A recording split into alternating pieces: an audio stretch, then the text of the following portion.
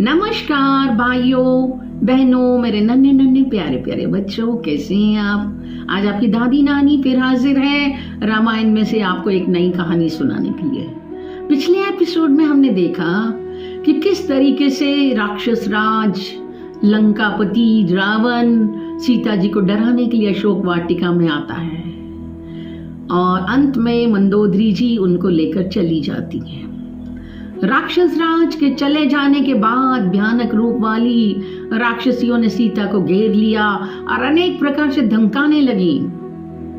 हे मूर्ख, अभागिन, तीनों लोकों और 14 भुवनों को अपने पराक्रम से पराजित करने वाले परम तेजस्वी रावण सबको नहीं मिल सकते। तुम तो परम सौभाग्यवती हो कि लंकापति तुम्हें चाहते हैं। एक तरफ ऐश्वर्य, अतुल संपत्ति, दूसरी तरफ कंगालों की तरफ वन वन में भटकने वाला साधारण सा मनुष्य। सोच समझकर निर्णय लो, लंकापति को पति रूप में स्वीकार कर लो, नहीं तो राम वियोग में तड़प तड़प कर मर जाओगी या रावण तुम्हें मार देंगे। राक्षसियों की ये बातें सुनकर आंखों में आंसू भरकर सीता जी उनकी तरफ देखती हैं और कहती हैं कि तुम लोग चाहे मुझे खा जाओ, लेकिन मैं तुम्हारी बात नहीं मान सकती। मेरे पति चाहे दीनहीन हो, लेकिन मैं सदा उनके प्रति अनुरक्त रहूंगी। तब कई प्रेम कथाओं को याद करके वो कहती हैं, जैसे सुवर्चला सूर्य से, शची इंद्र से, अरुधंती महर्षि वशिष्ठ से, रोहिणी चंद्र से, सुकन्या च्यवन से, सावित्री सत्यवान से, मदयंती सुदास से, केशनी सगर से, दमयंती नल से प्रेम रखती हैं, वैसे मैं भी अपने पति इक्ष्वाकु वंश शिरोमणि श्री राम के चरणों में प्रेम करती हूँ। विकराल रूप वाली राक्षसियों द्वारा धमकाए जाने के बाद सीता जी रोती हुई बोलती हैं कि हे भगवान, अब ये विपत्ति सही नहीं जाती। इतनी भयंकर वेदना सहने पर भी मेरे प्राण क्यों नहीं निकल जाते। मेरे पति पराक्रमी हैं, फिर भी मुझे बचाने नहीं आए। रावण ने छल से क्या दोनों भाइयों को मार तो नहीं दिया। इधर एक राक्षसी है अशोक वाटिका में त्रिजटा, जिसकी राम में प्रीति है, विवेक में निपुण है। उसने सब राक्षसियों को बुलाकर अपना स्वप्न सुनाया कि मैंने एक स्वप्न देखा है कि एक बंदर ने लंका जला दी, राक्षसों की सारी सेना मार डाली। रावण नंगा है, गधे पर सवार है, उसका सिर मुड़ा हुआ है और 20 भुजाएं कटी हुई हैं। दक्षिण यमपुरी की दिशा में जा रहा है। ऐसा लगता है कि लंका विभीषण को मिल गई। सब तरफ राम जी की दुहाई फिर रही है। राम ने सीता को बुला लिया। मुझे ऐसा लगता है कि ये स्वप्न बहुत कम दिनों में ही सत्य होकर रहेगा। इधर सीता जी त्रिजटा से कहती हैं, समय बीतने पर क्या होगा। हे माता, तूने हमेशा मेरा साथ दिया है, जल्दी कोई ऐसा उपाय कर जिससे मैं शरीर छोड़ सकूं। सीता जी को राम का गुणगान करके महाप्रतापी बताकर कहती है कि इस समय अंगारे नहीं मिल सकते और घर चली जाती है। इधर हनुमान जी ने विचार किया कि मैंने सीता जी को ढूंढ तो लिया है, इसके साथ साथ मैंने शत्रु के बल का भी सारा पता लगा लिया है। सीता जी को रावण ने खूब डराया है, मुझे अब उनको सांत्वना देनी चाहिए। अब समस्या ये है कि राक्षसियों के सामने उनको कैसे मिलूं। अब यदि मैं इंतजार करता हूं तो कहीं सीता जी अपने प्राण ना त्याग दें। इस समय उचित यही है कि सीता जी, जिनका चित्त अपने स्वामी में लगा हुआ है, उनको राम का गुणगान सुनाऊं, जिससे उन्हें मुझ पर विश्वास हो जाए। हनुमान जी ने धीरे धीरे बोलना शुरू किया। इक्ष्वाकु वंश में महाप्रतापी, तेजस्वी, यशस्वी, विशाल पृथ्वी के स्वामी चक्रवर्ती महाराज दशरथ हुए थे। उनके ज्येष्ठ पुत्र श्री राम उनसे भी अधिक तेजस्वी, यशस्वी, पराक्रमी, धर्मपरायण, सर्वगुण संपन्न, दयानिधि ने अपने पिता द्वारा की गई प्रतिज्ञा का पालन करने के लिए अपने छोटे भाई लक्ष्मण के साथ चित्रकूट में निवास किया। उनके साथ उनकी परम प्रिया पत्नी सीता जी भी थी। ऋषि मुनियों की रक्षा के लिए उन्होंने राक्षसों का संहार किया। लक्ष्मण ने जब दुराचारणी शूर्पणखा के नाक कान काट दिए, तब उसका प्रतिशोध लेने के लिए उसके भाई खरदूषण युद्ध के लिए आए, जिनको राम ने मार गिराया। जब लंकापति रावण को खरदूषण की मृत्यु का समाचार मिला तो वह मारीच को लेकर गया। मारीच ने स्वर्ण मृग का रूप धारण कर लिया, जिसे देखकर जानकी जी मुग्ध हो गई। उन्होंने राम को उसे लेने के लिए भेजा।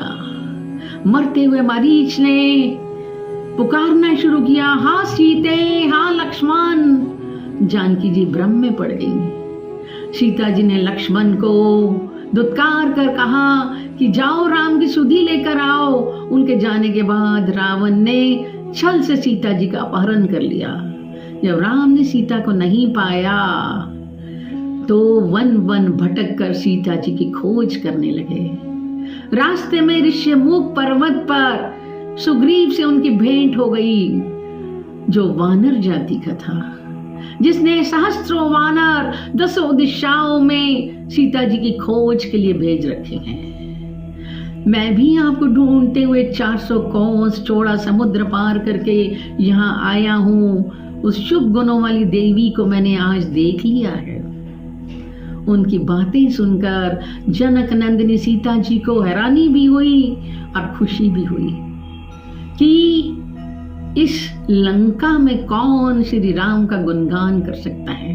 तब सीता जी ने ऊपर नीचे इधर उधर देखा तो उन्होंने हनुमान जी को वृक्ष के अंदर महातेजस्वी मूंगे के समान लाल मुख के साथ देखा। तो हनुमान जी अशोक वृक्ष से नीचे उतर जाते हैं और सीता जी को प्रणाम करके पूछते हैं, हे देवी, आप कौन हैं? आपके शोक का कारण क्या है?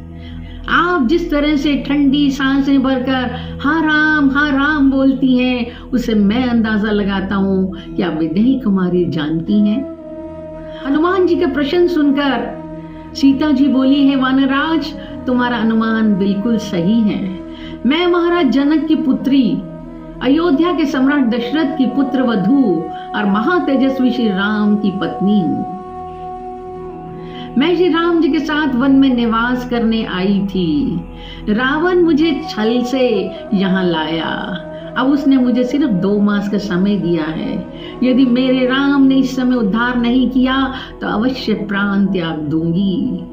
सीता जी के वचन सुनकर वानर शिरोमणि हनुमान जी ने उन्हें सांत्वना देते हुए कहा, हे देवी, मैं श्री राम का दूत हनुमान हूँ और आपके लिए उनका संदेशा लेकर आया हूँ। विदेह नंदिनी, श्री राम आपके वियोग में दुखी रहते हैं और कहते हैं कि सीता के बिना मेरा शरीर, मेरा मन कुछ भी नहीं है। उन्होंने कुशलता का समाचार भेजा है और लक्ष्मण जी ने अभिवादन भेजा है।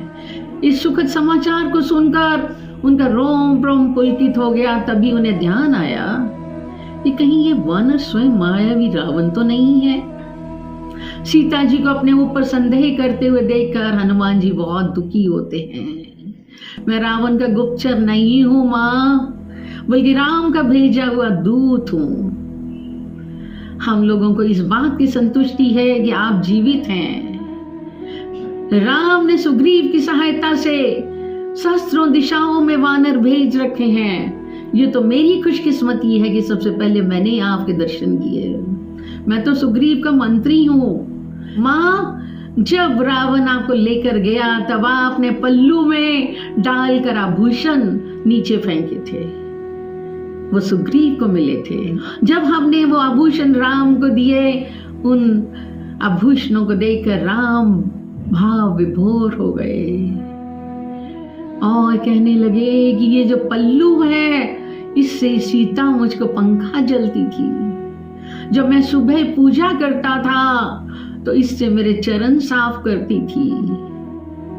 और इस तरह से कहे कि बिल्कुल शांत हो गए थे। माँ, माँ मैं गुप्त बात बताऊं, ये वही मुद्रिका है जो आप केवट को दे रही थी आपको गंगा पार कराने के लिए। तब जानकी जी को विश्वास होने लगा और प्रसन्न हो जाती हैं, जो पूरी तरह से संतुष्ट हो जाती हैं। तब वो हनुमान के साहस की प्रशंसा करती हैं। तुमने भाइयों के कुशल क्षेम बताकर मुझे नया जीवन दिया है मेरे बेटे। बताओ क्या अयोध्या से दोनों भाई और माताओं का समाचार उन्हें मिलता है? अयोध्या से चलते समय राम जी के मुख पर जो आत्मविश्वास, जो धैर्य था, क्या आज भी है? सीता जी के प्रश्नों को सुनकर हनुमान जी बोले, राम जी को जब आपके बारे में मुझसे पता चलेगा तो शीघ्र ही रावण पर आक्रमण कर देंगे माँ, और आपको बंधन मुक्त करा लेंगे। अगले एपिसोड में हम देखेंगे किस तरीके से हनुमान जी अपना बल वहां पर दिखाते हैं। जय श्री राम।